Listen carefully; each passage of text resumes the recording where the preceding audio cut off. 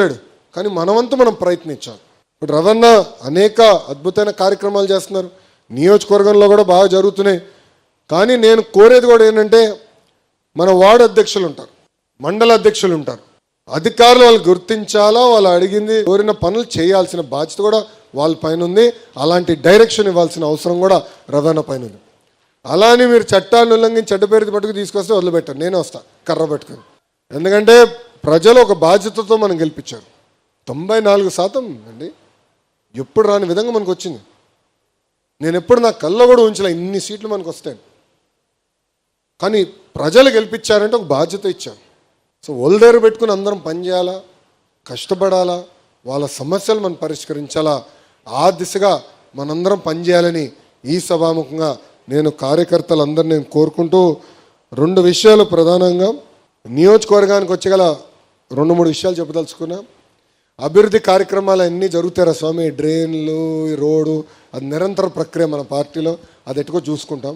కానీ ఈ మీటింగ్ కార్యకర్తల గురించే కనుక మాకున్న సమాచారం మేరకు సుమారుగా 29 కార్యకర్తల పైన, పార్టీకి ఇచ్చిన సమాచారం మేరకు 29 మంది కార్యకర్తల పైన దొంగ కేసులు పెడతాం జరిగింది.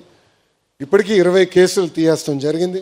ఆ 9 కేసులు ఏదైతే ఉందో అది ఎందుకంటే ఛార్జ్ షీట్ వేసినవి కొన్ని ఉంటాయి, ఆల్రెడీ ట్రయల్కి వెళ్ళినవి కొన్ని ఉంటాయి. అవన్నీ కూడా ఒక పద్ధతి ప్రకారం మేము ఫాలోఅప్ చేసుకుని డిసెంబర్ నాటికి అన్ని కేసులు కూడా తీపిచ్చే బాధ్యత తెలుగుదేశం పార్టీ తీసుకుంటుంది. గతంలో పనిచేసినప్పుడు ఉపాధి హామీ కానీ అన్ని బిల్స్ పెండింగ్ ఉన్నాయి. దాదాపు 90% మనం క్లియర్ అయింది, ఇంక 10% పెండింగ్ ఉంది.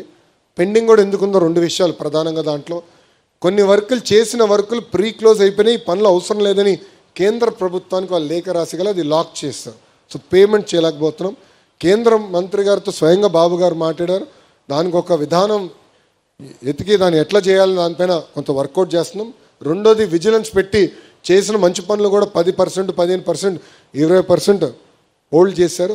ఆ విజిలెన్స్ ఎంక్వైరీ పూర్తి చేస్తున్నాం, చేసి ఆ డబ్బులు తిరిగి ఇప్పించే బాధ్యత కూడా మేము తీసుకుంటామని ఈ సభాముఖంగా కార్యకర్తలందరికీ నేను హామీ ఇస్తూ, ఈరోజు మనం గెలిచాం, 3 పార్టీలు కలిసికట్టుగా గెలిచాం. Telugu Desam party, Janasena party, Bharatiya Janata party కలిసికట్టుగా పనిచేశాం. సిద్ధాంతాలు వేరైన ఆలోచన ఒకటే, అది ఆంధ్ర రాష్ట్రం అన్ని రంగాల్లో నంబర్ 1 ఉండాలని. వేరే పార్టీలు వేరే సిద్ధాంతాలు ఉండొచ్చు, కానీ మన పార్టీ ఆలోచన ఒకటి ఉంటుంది. ఆ దిశగా మనం కలిసికట్టుగా ముందరికి వెళ్తున్నాం. ఈరోజు ఆంధ్ర రాష్ట్రం డబుల్ ఇంజిన్ సర్కార్ ఉంది. కేంద్రంలో నరేంద్ర మోడీ గారు, ఆంధ్ర రాష్ట్రంలో బాబు గారు, ఇద్దరు కలిసికట్టుగా పనిచేస్తున్నారు కనుకనే మనం ఈరోజు ముందరికి వెళ్ళగలుగుతున్నాం. ఈరోజు ఎంత ఆర్థిక ఇబ్బందులు ఉన్న సంక్షేమ కార్యక్రమాలు మనం చేయగలుగుతున్నాం అంటే వాళ్ళ సహకారం ఉంది. విశాఖ స్టీల్ ప్లాంట్ మనం కాపాడుకునే అంటే వాళ్ళ సహకారం ఉంది. రైల్వే జోన్ వచ్చిందంటే వాళ్ళ సహకారం ఉంది. రేపు కర్నూలులో ఏకంగా మనకి హైకోర్టు బెంచ్ వస్తుంది, దాని కూడా కేంద్ర ప్రభుత్వ సహకారం ఉంది. అంటే ఆంధ్రులు కోరిన అన్ని కోరికలు ఈరోజు పద్ధతి ప్రకారం నరేంద్ర మోడీ గారు తీర్చుకుంటూ వస్తున్నారు.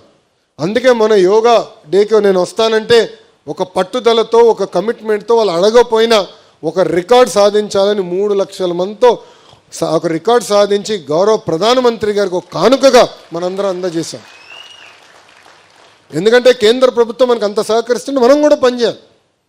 ఇంకో పక్కన మన పవన్ అన్న కూడా మనం తీసిన అన్ని నిర్ణయాలకు ఆయన సహకరిస్తున్నారు. నిలబడి మీరు చేయండి, మేము ఉన్నాం మీతో అని పదే ఆయన కూడా చెప్తున్నారు. అందుకే 3 పార్టీలు కలిసికట్టుగా పనిచేద్దాం. చిన్న సమస్యలు ఉండొచ్చు, అది వేదిక మన పెద్దలు మేమందరం పరిష్కరిస్తాం, దాంట్లో ఎలాంటి డౌట్ లేదు. కానీ ఇక్కడ ఉన్న కార్యకర్తలు అందరూ కూడా చెప్తున్నా, no misfire, no cross fire, no విడాకులు. అర్థమైందా? కలిసికట్టుగా మనం అందరం పనిచేయాలి. చిన్న ఇష్యూలు వస్తాయండి, చిన్న కుటుంబం ఉన్నప్పుడే సమస్యలు ఉంటాయి. ఇంత పెద్ద కుటుంబం ఉన్నప్పుడు సమస్యలు వస్తాయి. కూర్చుని మాట్లాడుకుందాం. ఎవడు పెద్ద కంగారు పడాల్సిన అవసరంలా, ఎవడు రోడెక్కాల్సిన అవసరంలా. మన అధికారంలో ఉన్నాం, ప్రశాంతంగా చేద్దాం, మన కూటమిని బలోపేతం చేద్దాం, మన పార్టీని మనం బలోపేతం చేసి ముందరికి వెళ్దామని ఈ సభాముఖంగా మీ అందరు తెలుపుకుంటూ, చివరిగా వార్డు అధ్యక్షులు, వార్డులో ఉన్న సమస్యలు మీరు పరిష్కరించాలి. ఒకవేళ మీ వల్ల అవ్వకపోతే కంపల్సరీగా మన పట్టణ పార్టీ అధ్యక్షుడు తీసుకురాలి. ఆయన కూడా చేయలేకపోతే కంపల్సరీగా కొల్లు రవి అన్న మీరు పట్టుకోవాలి, కూర్చోబెట్టి పరిష్కరించుకోవాలి. రవి అన్న కూడా చేయలేకపోతుంటే కంపల్సరీగా పార్లమెంట్ పార్టీ అధ్యక్షుడికి బాధ్యత ఉంది, ఆయన చేయాలి. ఆయన వల్ల కూడా అవ్వకపోతే జోనల్ కోఆర్డినేటర్ రంగంలోకి దిగుతాడు, ఎందుకు అవ్వలేదా అని అధికారులు వాయిస్తాడు. ఆయన వల్ల కూడా అవ్వకపోతే పల్లా గారికి చెప్తారు, దాని తర్వాత నేను దిగుతాను. ప్రాసెస్ ఫాలో అవుదాం. ఎందుకంటున్నానంటే అందరూ లోకేష్ గారికే చెప్పాలి, అన్ని సమస్యలు లోకేష్ గారే పరిష్కరించాలంటే. నేను మనిషినే స్వామి, బాగా కష్టపడుతున్నారు, రాష్ట్రాన్ని సెట్ చేయాలి, పార్టీని కూడా ముందరికి వెళ్ళాలి.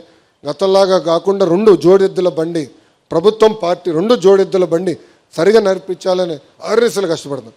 అందుకే ఇక్కడున్న కార్యకర్తలు కూడా కోరేది ప్రాసెస్ ఫాలో అవుదాం. ఇన్ఛార్జ్ మంత్రి గారు కూడా ఉన్నారు, సుభాష్ ఉన్నాడు, యువకుడు, ఉత్సాహవంతుడు, మొదటిసారి ఎమ్మెల్యే అయ్యాడు, మొదటిసారి మంత్రి అయ్యాడు, జూనియర్ మోస్ట్, చాలా నేర్చుకుంటున్నాడు, నేర్చుకోవాల్సింది చాలా అవసరం కూడా ఉంది ఇంకా.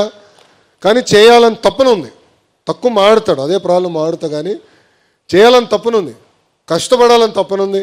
ఆయన కూడా బాధ్యత తీసుకుంటాడు.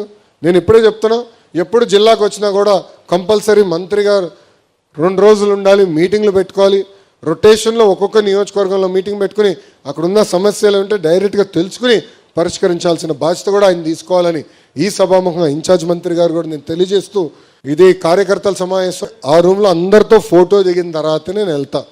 సో ఎవరు కంగారు పడాల్సిన అవసరంలో ప్రశాంతంగా చేద్దాం, శాంతియుతంగా చేసుకుందాం, క్రమశిక్షణతో అందరితో, చివరి వ్యక్తితో ఫోటో దిగిన తర్వాత నేను వెళ్తా. అవసరంతో భోజనం ఇచ్చేదానికి ఇబ్బంది లేదు. పార్టీ ఆలోచన విధానం కార్యకర్తలు గౌరవించాలి, మాటల్లో కాదు చేతల్లో చేసి చూపించాల్సిన బాధ్యత మా పైన ఉంది. కనుక ఒక సిస్టమ్ పెట్టుకున్నాం, నీట్గా చేసుకుందాం అని ఈ సభాముఖం మీ అందరు తెలుపుకుంటూ, జై తెలుగుదేశం, జై తెలుగుదేశం. వేదిక మీద ఉన్న పెద్దలందరికీ పేరు పేరున నా హృదయపూర్వక నమస్కారాలు. ప్రత్యేకంగా వేదిక మీద ఉన్న ఇద్దరితో దగ్గరగా పనిచేసిన వాడిని, అంటే మిగతా వాళ్ళందరితో కలిసికట్టుగా పనిచేసిన ఇద్దరితో దగ్గరగా పనిచేసిన వ్యక్తిని. మొదటిది మాజీ ఎమ్మెల్సీ రాజు గారు. 2019 ముందల ఆయనకు మనం ఎమ్మెల్సీ ఇచ్చాం, గౌరవించాం.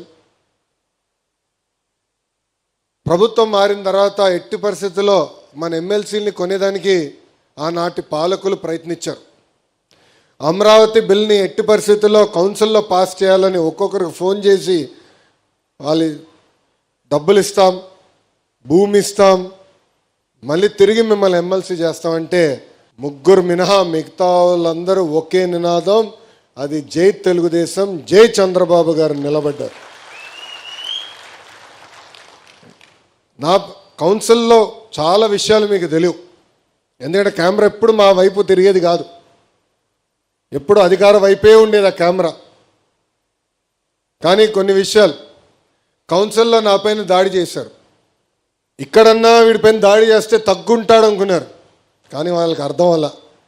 ఎందుకంటే ఒక రాజుగారు, ఒక బీదా రవిచంద్ర యాదవ్, ఒక బీటెక్ రవిని దాటుకున్న తర్వాతనే లోకేష్ దగ్గరికి వెళ్ళాలి.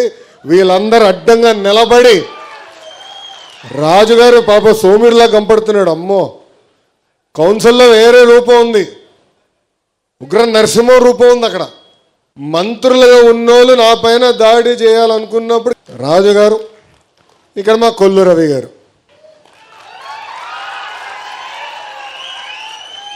నేను రవణకి ఎప్పుడు ఒక మాట చెప్పాను, అన్న నువ్వు చాలా స్లో అన్నా అని. అదంతా 2019 ముందలనేలే. అడగండి, ఎప్పుడు చెప్తాను అన్నా నువ్వు స్లో అన్నా, కొంచెం స్పీడ్ పెంచు, కొంచెం స్పీడ్ గట్టిగా అంటే చేస్తా అంటాడు, చేయడు. కానీ అదే ప్రతిపక్షంలోకి వచ్చిన తర్వాత నిలబడి